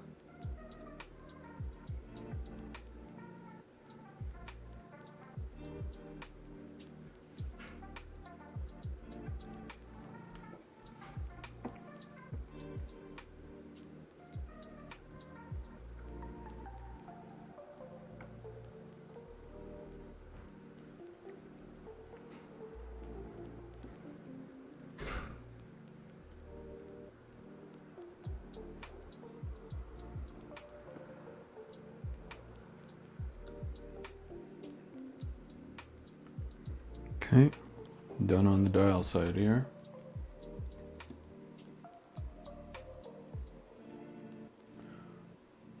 Do not. Look at this guy wearing finger crowns talking about lube. Oh yeah. The innuendos are real. Sometimes imagined, but mostly real. Alright, I have to unwind this. I think I might have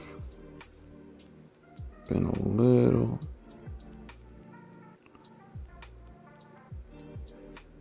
I think I might have been a little excited there. And I might need to put some of that set stuff back in place. I think I got ahead of myself.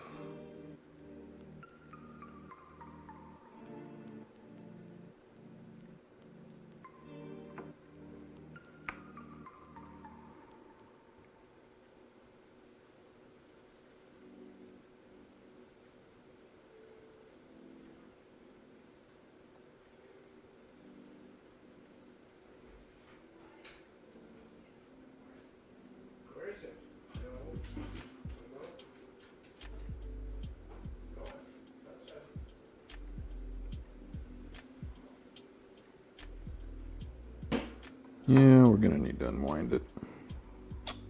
So, let's see what this does. Get you a present. Oh. Ah. I was gonna order one on eBay. Yeah. Cool, thank you. I made myself one out of wire. I know I have another one, so Yeah, yeah. I was gonna do that too, but thank you. you're welcome.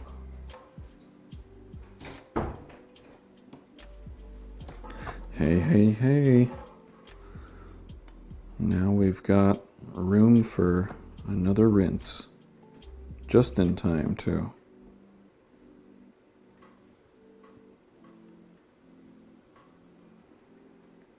I kept thinking about it, and I was like, well, I guess I can make a little hanger out of wire. But it was on the docket to order from eBay. All right.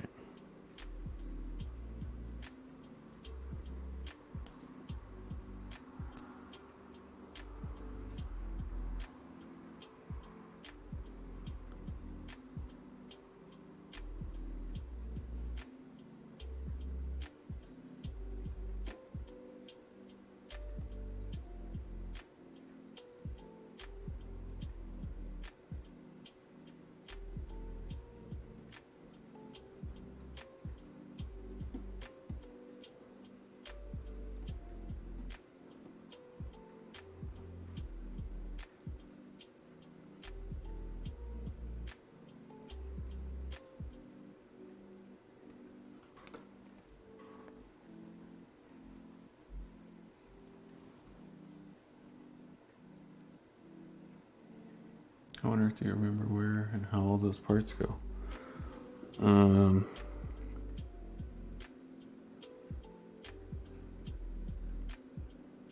You gotta do it a lot.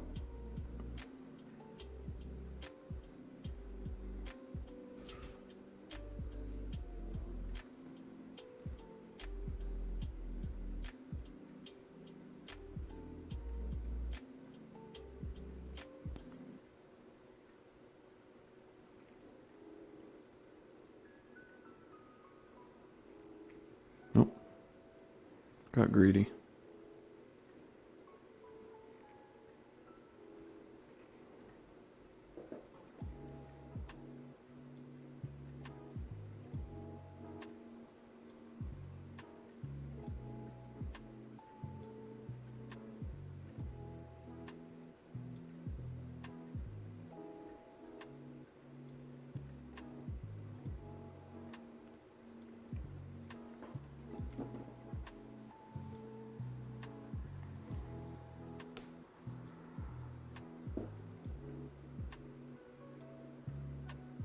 Yeah, I'm okay without the yoke here.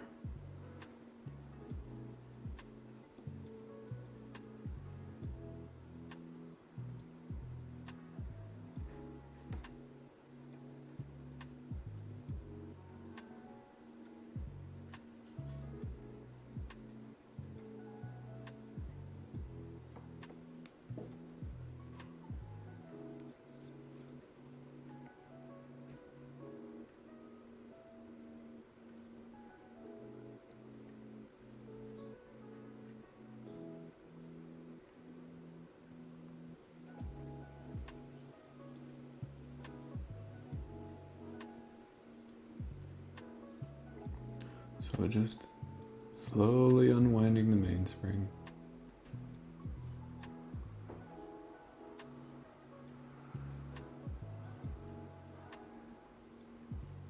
Yeah, I've always been pretty mechanically inclined.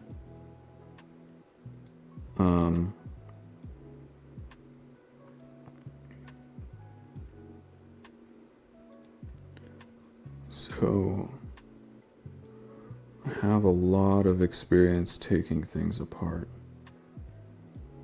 And I have slightly less experience putting it all back together, but those are just my early days of exploration into mechanical things or electronic things.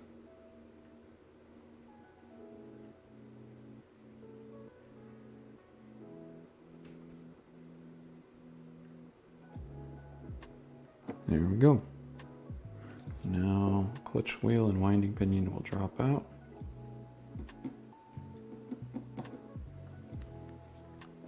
Winding pinion did. Clutch wheel will if I wiggle this. I can always poke it. There we go.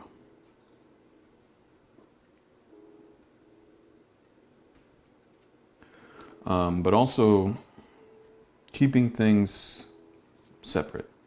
So I know this basket is for auto winding assembly. I know this basket is for dial side parts and calendar. If I were to have all of the parts mixed up into one, I could still do it, but it would take more time. It would take more inquiry into what goes where, and it just wouldn't be nearly as streamlined. So having individual baskets for different sections really goes a long way.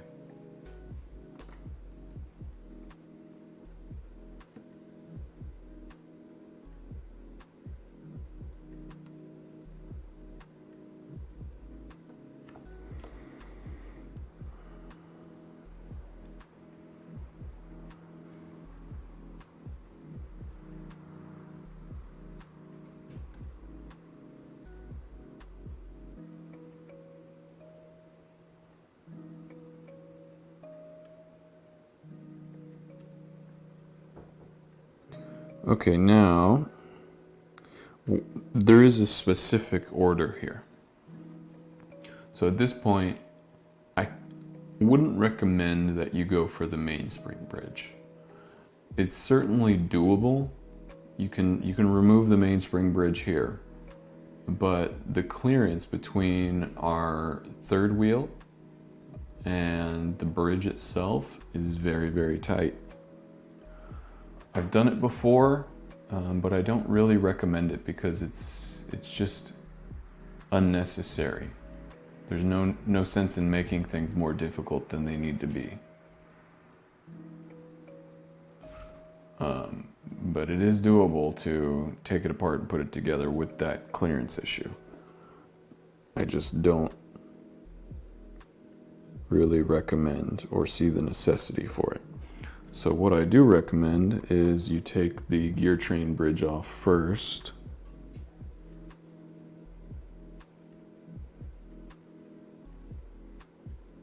Which is just one screw. Seems kind of odd.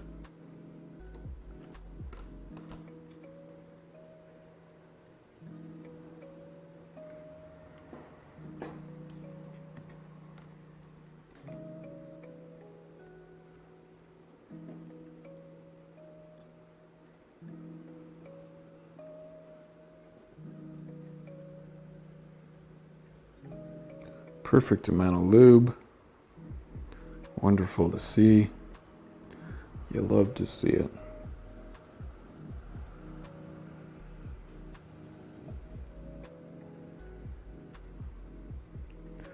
get our gear train out.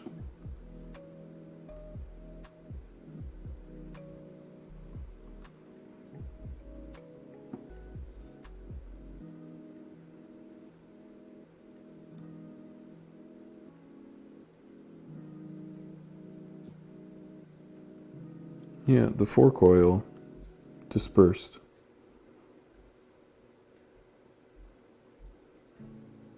So even though it really wasn't running, doesn't mean it doesn't spread.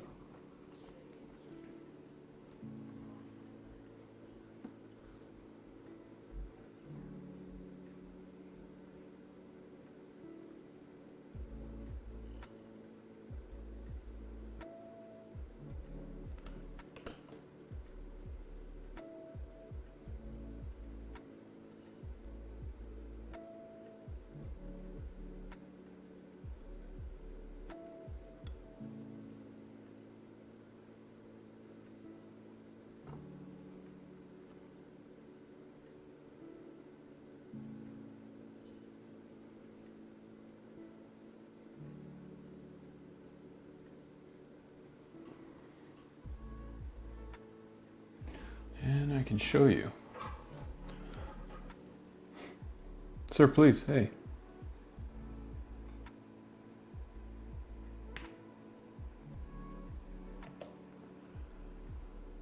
Hang on, let me catch up with you guys.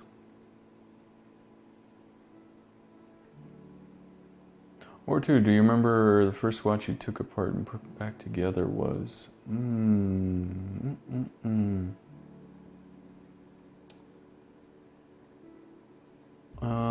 I'm sure it was a pocket watch.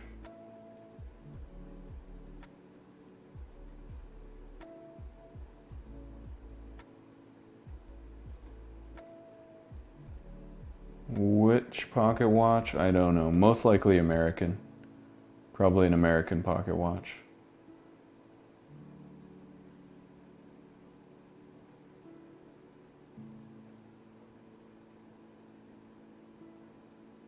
So that little slot where it looks cleaner is the area where the escape wheel is going to be passing through, where it's going to rub.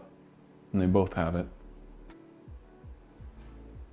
That's where it's wiped of lubrication.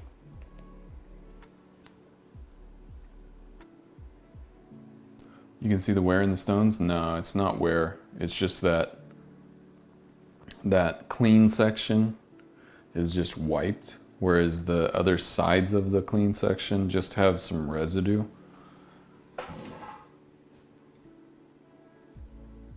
No, for all intents and purposes, the stones don't wear. What would wear is the escape wheel.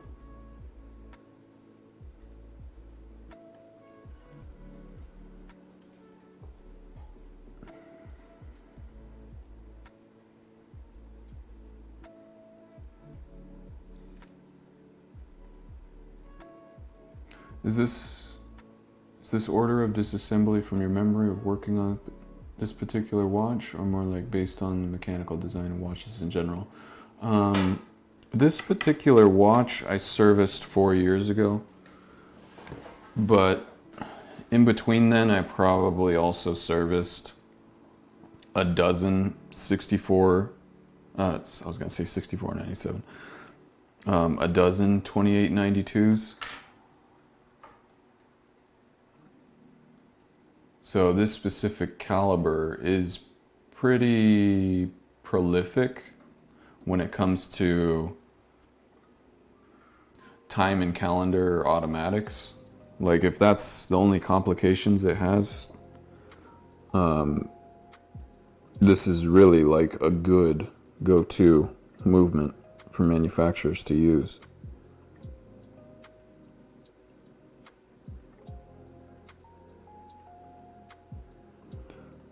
You don't really see a whole lot of 2824s or 2428s anymore.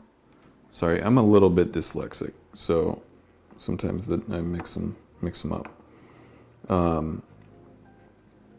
But also you do see this style in chronographs as well.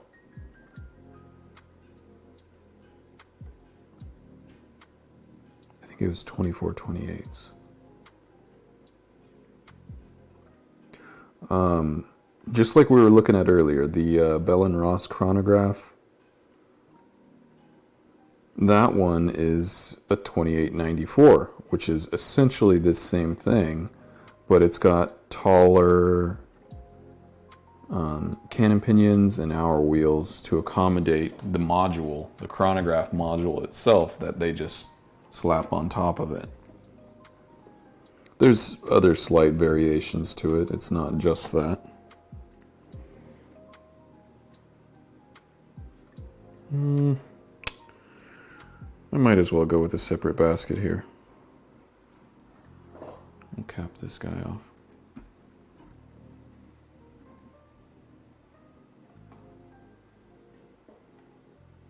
Yeah, couldn't hurt.